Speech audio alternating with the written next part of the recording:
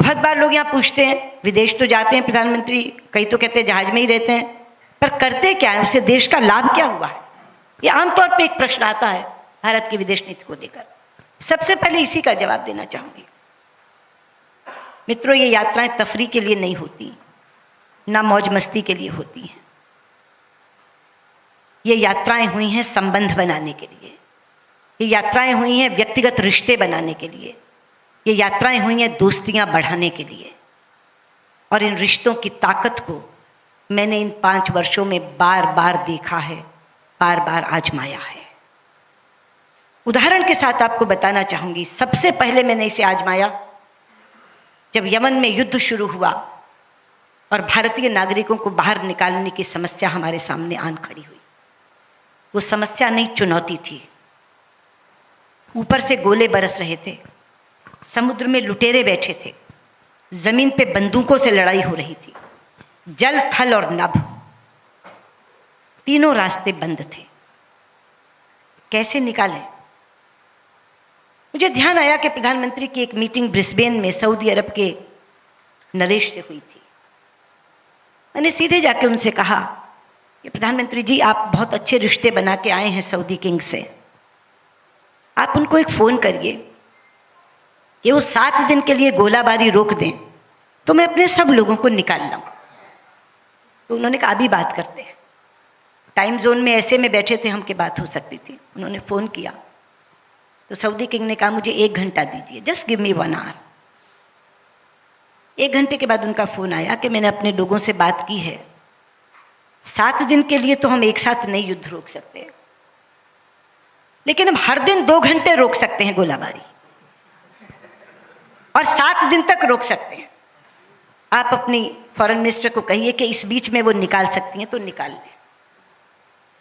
प्रधानमंत्री ने मुझे बताया कि वो हर दिन 2 घंटा गोलाबारी रोकने को तैयार है। मैंने कहा हमारा काम इसी से चल जाएगा। फिर लगा कि यमन का हवाई अड्डा भी तो खुलवाना पड़ेगा। फिर उनसे बात की, उन्होंने कहा हम उन 2 घंटे में हवाई अड्डा खोल देंगे। आप जानते हैं, मैंने यहाँ से जनरल वीके सिंह को कहा कि आप तो फील्ड संभालिए, मैं यहाँ से मॉनिटरिंग करती हूँ। वो जिबूती पहुँच गए जहाँ से ऑपरेशन चल रहा था, और मैं यहाँ से मॉनिटरिंग कर रही थी। हम लगभग 5000 भारतीय नागरिक और लगभग 2048 राष्ट्रों के नागरिक यहाँ से निकाल करके लेकर गए। आज से पहले जब भी ऐसी कोई मुसीबत आती थी, लोग अमेरिका के सामने गिड़गिड़ाते थे, लोग इजराइल के सामने गिड़गिड़ाते थे, हमारे लोगों को निकाल लाओ, हमारे लोगों को निकाल लाओ। सुपर पावर था अमेरिका। लेकिन ये एक ऐसा ऑपरेशन था जहां 48 देशों में अमेरिका ने भी, फ्रांस ने भी, जर्मनी ने भी, इंग्लैंड ने भी हमसे अनुरोध किया कि हम नहीं निकाल पा रहे, केवल आप निकाल के ला रहे हैं, कृपया हमारे नागरिकों को भी निकाल लाइए।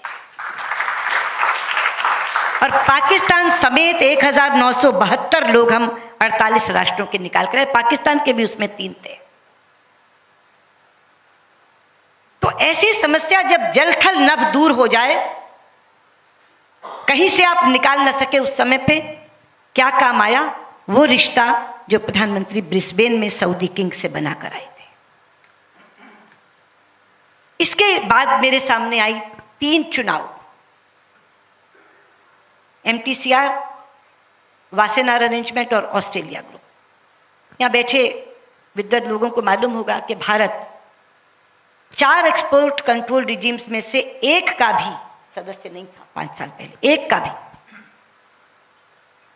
लेकिन आज मैं गर्व से कह सकती हूं कि हमारे इस कार्यकाल में भारत 3 एक्सपोर्ट कंट्रोल रिजीम्स का मेंबर बन गया है, MTCR, वासेनार अरेंजमेंट और ऑस्ट्रेलिया ग्रुप।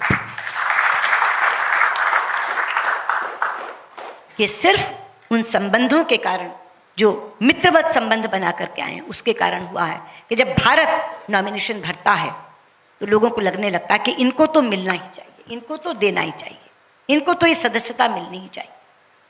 इसी तरह SCO की सदस्यता, शंघाई कोऑपरेशन ऑर्गेनाइजेशन, कब से एप्लीकेशन पड़ी थी, लेकिन प्रधानमंत्री एक बार गए वहां। उससे पहले हमारे पास ऑब्जर्वर स्टेटस था। उन्होंने कहा मेंबर बने होगे तो आऊंगा, मैं ऑब्जर्वर के तौर पे तो नहीं आऊंगा। और उसी साल उन्होंने हमको सदस्यता दे दी और अगली बार प्रधानमंत्री मेंबर के तौर पर SCO की मीटिंग में गए भाग लेने के लिए। आईसीजे का चुनाव, यहां बैठे कुछ लोग जो उसके साक्षी थे। इंटरनेशनल कोर्ट ऑफ जस्टिस का चुनाव इस बार बहुत इंटरेस्टिंग भी हो गया था और बहुत टफ भी। France, Somalia, Brazil, Lebanon, India और यूके, 5 सीटें, 6 कैंडिडेट। पहले ही राउंड में फ्रांस, सोमालिया, ब्राजील और लेबनान जीत गए। सेकेंड राउंड में कौन खड़ा हो गया आमने सामने? इंडिया और ब्रिटेन। एक P5 के साथ मुकाबला। वो तो P5 में है, आपको मालूम है ब्रिटेन। तो अब P5 के खिलाफ बाकी P5 के लोग कैसे जाएं? उन्होंने हमसे कहा पहले कि आप विड्रॉ कर लो। हमने कहा विड्रॉ तो नहीं करेंगे, देखते हैं चुनाव कैसे चलता है। तो उन्होंने बहुत ही ग्रेसफुली चुनाव से पहले ब्रिटेन ने विड्रॉ कर लिया और भारत आईसीजे का मेंबर दोबारा बन गया। ये छोटी छोटी चीजें मैं आपको क्यों बता रही हूं कि जो कहा जाता है कि बाहर घूमना, चलते रहना, हर समय हवाई जहाज में रहना, इस सब से क्या होता है? उससे ये होता है कि भारत अपने 7,000 लोगों को युद्धग्रस्त क्षेत्र से निकाल कर लाता है। भारत 3 एक्सपोर्ट कंट्रोल रिजीम्स की सदस्यता हासिल करता है। भारत एससीओ का मेंबर बनता है। भारत आईसीजे का चुनाव जीतता है।